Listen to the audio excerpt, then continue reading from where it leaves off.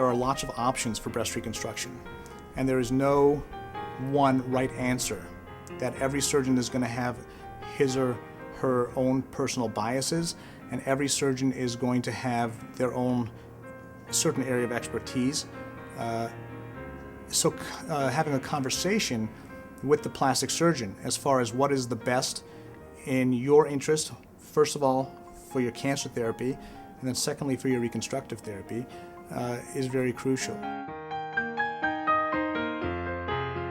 If you're a healthy patient, you're not too heavy, and you don't have a lot of scars from prior operations, then you are likely going to be a candidate for that operation. When the breast surgeon is completed with his portion, the plastic surgery team comes in and assesses the mastectomy site, and then we'd start on the abdominal donor site, which we elevate the skin, and then we look for the blood vessel coming through the muscle to isolate that blood vessel, and then follow it back to its source. That gives you a lot of length of blood supply.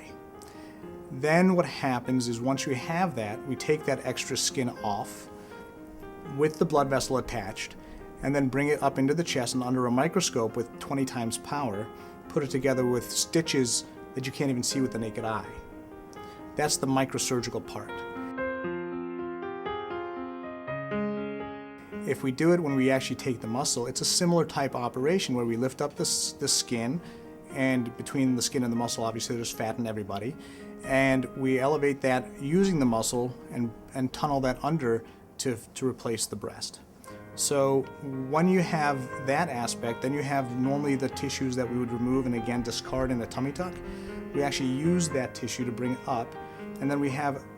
an abdomen that kind of looks like a tummy tuck abdomen, where we then fix the muscle as we need to, and the fascia, what we call it, and then close the incision in a linear incision down like you would, for lack of a better comparison, a tummy tuck.